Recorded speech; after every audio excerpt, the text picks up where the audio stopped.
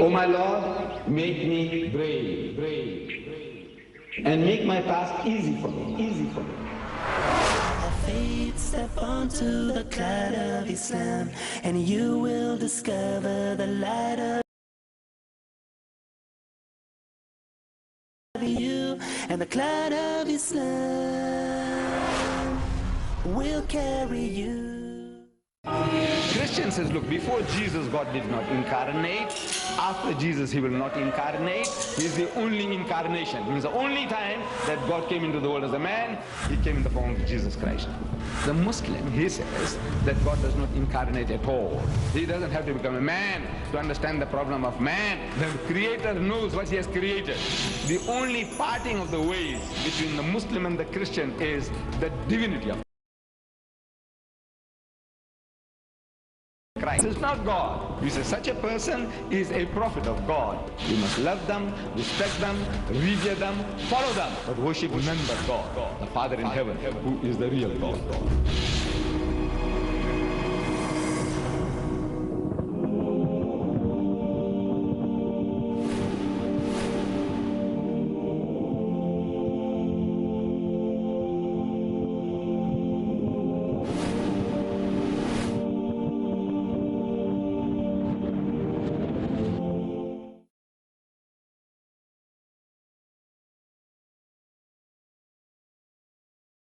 We have so many Musas among us, but when we take the name of the holy prophet Moses, we say Hazrat Musa alayhi salam. This is how we talk. Maryam alayhi salam, peace be upon her. Maryam. Take her name with reverence, her son's name with reverence. Whole chapter dedicated to her in the Quran. In that chapter we are told that after the birth of Jesus, the birth being peculiar in that this child was born without a human father, she returns. She had retired to a remote place in the east, according to the Quran. And after the birth of the child, she 19, Surah Maryam describes. فَأَتَتْ بِهِ قَوْمَهَا تَحْمِلُهُ. Says, at length she brought the babe to her people, carrying him in her arms. قَالُوا, they said, يَا مَرْيَمُ لَقَدْ جِئْتِ شَيْئًا فَرِيًّا. Says, truly, an amazing thing has thou brought. Shocked. We know full well that you're not married, and now you come with a child, shamelessly parading in the village, an illegitimate child. Ya ukhta Haruna, O sister of Harun, ma kana abuki imra'a saw'in wa ma kanat ummuki baghiya. So your father brought this child without a father, alleging that is illegitimate. What can she do? How can she explain? They were in no mood to listen to her, to say, I heard some voices. And God had given me that good news, and the child now is born. Were they in the mood to listen to such kind of trash from the point of view? Were they? No. Would you be prepared to listen to your sister telling you that? He says, brother, I heard some voices. I was asking a missionary last night, one of Jimmy Swaggart's ministers, teacher in his college. He was giving out his Christian literature in our meeting. Most uncouth kind of behavior. You go to somebody else's meeting, you take unfair advantage of them, giving your literature, pushing down people's throats, arguing, debating with them in the audience before the meeting and after the meeting is uncalled for, uncalled for. For us Muslims, like that. Yes, you have every right to call people to your home, talk to them, give them tea, refreshment, share with them your knowledge, by all means. But you don't do that. You don't take unfair advantage of other people's meetings. You don't sponge upon people because of the good nature. Here is the man. And at the outside, after the end of the meeting, he started arguing and debating with me. So I'm asking him, I said, suppose. I said, look, the Quran says that Jesus was born miraculously. We accept. Read it. I want you to explain why would Muhammad come and tell us all these things. Because the easiest thing for a man to do, what are we talking about? A child was born without a father. Huh? If your sister comes and tells you, I just described to you now, that she's carrying a baby and she heard voices, will you believe her? She never spoke a lie in her life as far as you know. Never. Now she tells you she heard voices. You believe her? Your mother, I'm telling him, your mother, in the absence of your father, she says she had a dream about her husband. And now she's carrying this baby. Do you believe her? I say, your mother. He says, maybe. Maybe. Your mother. She said, I dreamt that, and this guy is a teacher in the college. He said, maybe, maybe. He says, you know. I said, this is, you're a moron, you are a moron. You know moron? A zombie. This is zombieism being cultivated. You can talk like that? That maybe your mother, you know, she had a dream and she's carrying a baby. Is this how children come about, in dreams? From dreams? No. But it is the lowness that which they can go, just to prove that no, this is in the right. I said, look, here, a woman,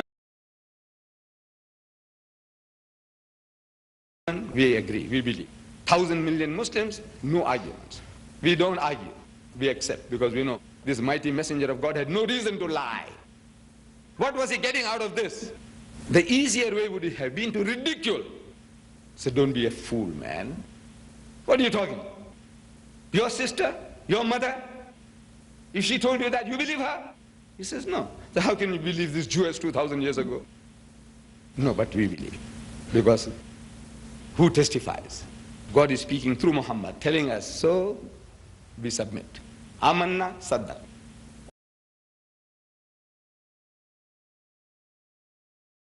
So, they are reasoning with her. Say, how is it that you have brought this child into the world without a husband? What can she say? Quran says, فَأَشَارَتْ إِلَيْهِ, but she merely pointed to the babe, you know, to ask him. So they say, قَالُوا كَيْفَ نُكَلِّمُ مَنْ كَانَ فِي الْمَحْدِ صَبِيًّا. Said, how can we talk to one who's the child in the cradle? How can we talk to him, this little thing? What can he tell us? And by a miracle, Jesus spoke. From his mother's arms, defended his mother against an unbelieving audience. So, قَالَ إِنِّي عَبْدُ اللَّهِ. So most certainly, revelation, وَجَعَلَنِي نَبِيًّا, and he has made me a prophet. He spoke and defended his mother. The first miracle attributed to Jesus in the Holy Quran is that he spoke as an infant from his mother's arms. The first miracle of Jesus Christ, the other picture, the first miracle, you read in the Gospel of St.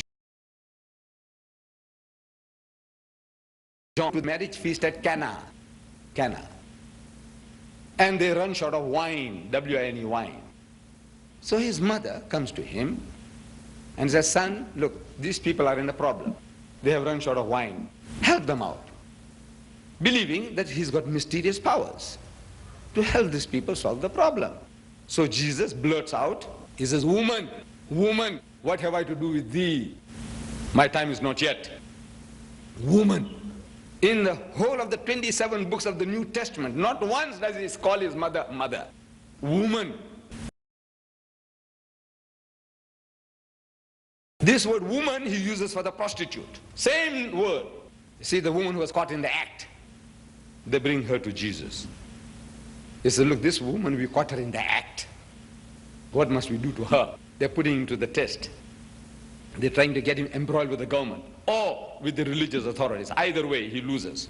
If he says, stone her, that was the law, book of Leviticus.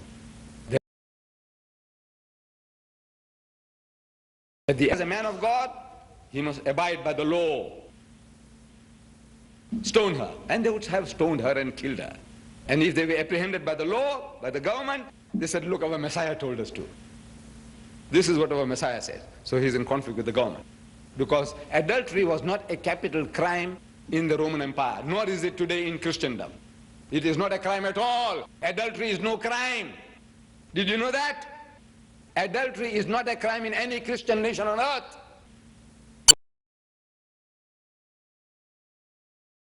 Committing adultery. He calls a prostitute woman. Where are thine accusers? He says, no, they're all gone. So he said, all right, go and sin no more. Woman. He says, there's not a single place he calls his mother, mother in the Bible. So he says, woman, what have I to do with thee? My time is not yet. So she persuades him, said, look man, help them out. These people are in difficulty. Says, all right, fill up the vats. You know, the wine vats with water. And they fill it up, water to him.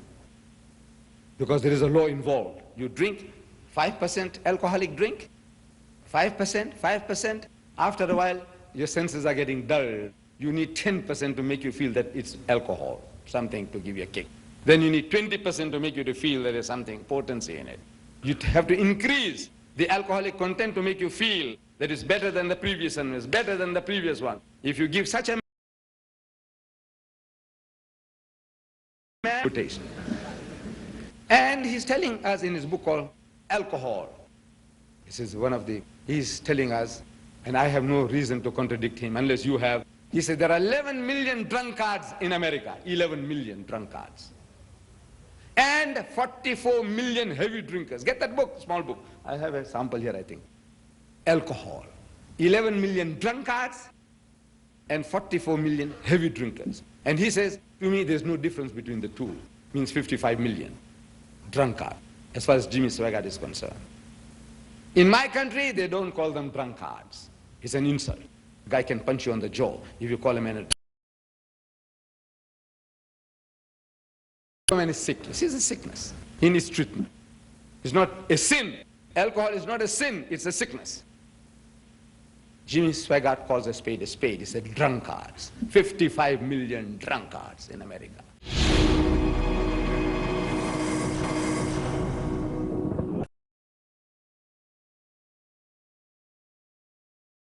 $55 million drunkards in America.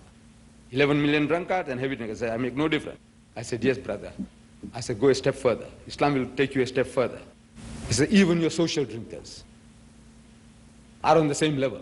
They're breaking the laws and commandments of God as given in the last and final revelation of God.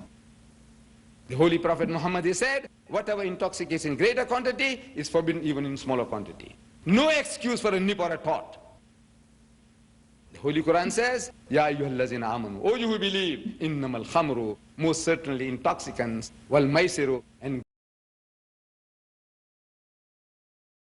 min amali shaitan, are an abomination of Satan's handiwork, fajtanibuhu la'allakum tuflihun. It's a shun such abomination that you may prosper.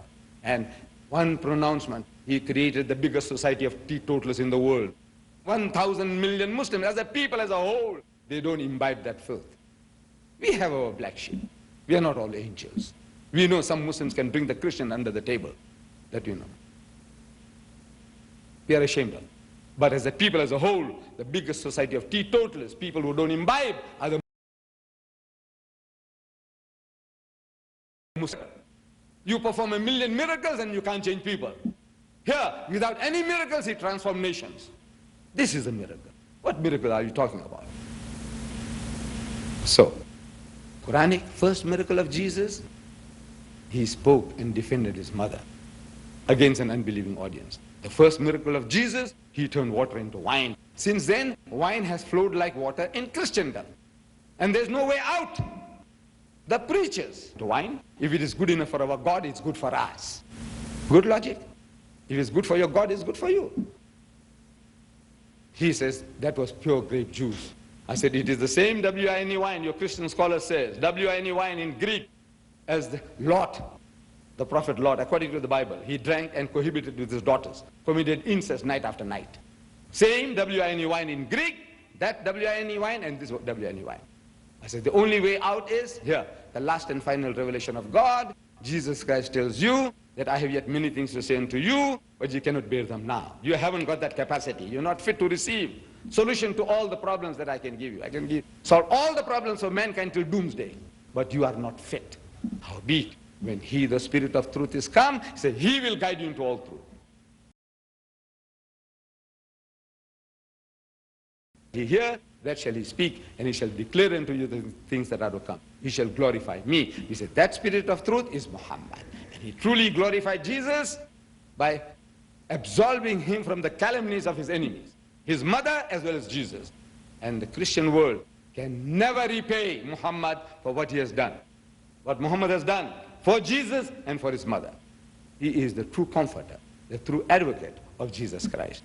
With these words, Mr. Chairman, I don't see the chairman around, But Mr. Chairman and my dear brethren, I stop here and give you the opportunity, as was suggested by the chairman, that you have a time, you have the opportunity of asking questions. Thank you very much. Thank you. Mr. Deedat will now entertain questions, and he will answer questions. If you have any question, please feel free and come to the mic. A little less than a year ago, two of my dear friends were thrown into prison in a large Muslim country for talking to Muslims about Jesus. Indeed, in most countries that are predominantly Muslim, one cannot go and freely talk about Jesus without the fear of prison or even death. Question: how can Islam be true if it cannot stand up in the marketplace of ideas without the protection of a gun or prison? Indeed, does not the truth welcome criticism and debate? See, the policies with regards to people coming in and perverting their people. From the point of view of the Muslim, is a perversion. From the worship of the one true God, people want to take away our children and worship human beings, created beings. To us, it is the highest form of blasphemy. Instead of worshiping God, worshiping his creatures. So if the governments are trying to defend, I'm not defending them, but I say if they are trying to defend in the best interest of the people, that is their business. But now, at the same time, it also poses another question from my side, that the Christian missionaries, you'll have to now acknowledge that they're using deceitful methods. Deceitful. Look at this. Look at this. This book here. No Muslim Arabic calligraphy. You see, deceiving the Muslims in the guise of Islamic book. This. At close view, if you have, you see, how easily the Muslim is being taken up by this. Al-Kitab. This calligraphy is Islamic, but actually is the Gospel of St. Matthew. Can you imagine? Deceit. Now, I want to know whether your Christianity allows you to deceive people. In Pakistan, on my way, I delivered a lecture. While I am walking out, people all around, they surround me, they're shaking hands, congratulating me. A small boy, about 12 or 14, he comes to me, and he presents these three to me. This. This. Look at this. He presents this to me. I take it. We kiss it, but the crunch was too great, people, so I put it quickly in my pocket. For about 3 to 4 days, I had no chance of taking it out. Believe me, I'm not exaggerating. I'm moving from place to place. I have no time. When I go to the hotel, I'm tired. I take off my jacket and throw it down one side. Then in Abu Dhabi or somewhere, I took it out and put this on my table next to the bed. Till I'm not looking what it is. Then now, to move further, I said, now let me weed out all these papers that I've collected. And I start looking at this. I'm reading, Allah, Muhammad. Look at it.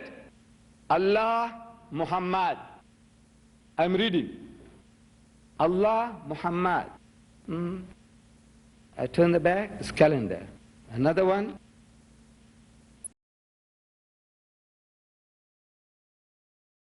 In 100 years, the Muslim child will never know what he's harboring in his house. Sticker, beautiful sticker. He's going to tear this out and put it in the Quran, stick it in the Quran. You know what? Deceit. Christian missionaries, this is what they're doing to our people now. Deceiving them. This one here, he says, back of it, he said the Lord's Prayer. He said, Lord's Prayer? We don't talk like that. The Lord's Prayer, Al-Fatiha. We say Al-Fatiha, the opening chapter, Bismillahir Rahmanir Rahim, Alhamdulillahi Rabbil Alameen, opening chapter, the Lord's Prayer. So what's this? Abbana. Hallowed be thy name, thy kingdom come, thy will be done on earth as it is in heaven, in Arabic. Calligraphy, deceitful. You see what you're doing? Deceiving the people. This one here is not Allah Muhammad. For a week I couldn't see it. Look at this. Everybody says Allah Muhammad. Am I right? What do you see? It's not Allah Muhammad, it's Allah Muhabba. God is love. Deceiving people. I ask you, my brother missionary. You see, you're protesting. I said, look, is this your way of propagating your faith? If you have something good, why don't you go out openly and talk to them, give them your calligraphy, your language. Why? What are you trying to catch fish with? What are you doing now? Deceiving people. And here, another one. Coming from Ghana, a letter addressed to the Arab countries. I must read it to you. I must read it to you. Muslim countries. And on the top of it, they put rubber stamps.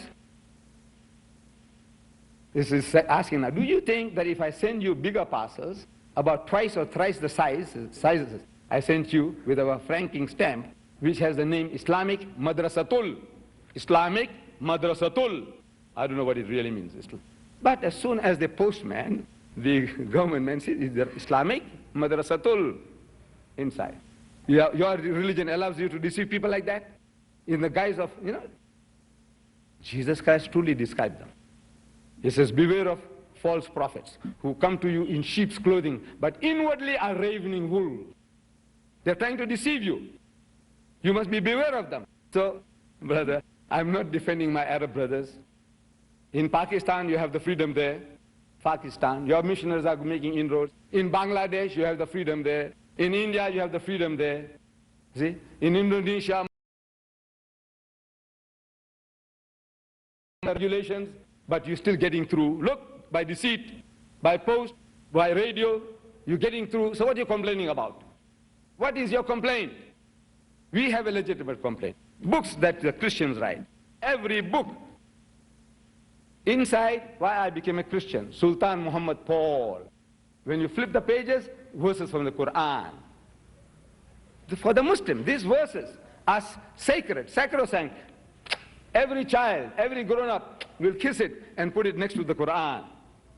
Why? Because Allah's kalam is, He will not tear it, He will not burn it. You know the psychology of the Muslim, and you're taking unfair advantage of it. Look at this. From Sufism to Islam, John Abdul Subhan. Look at this. Deceit? Does your religion allow you to deceive people like this?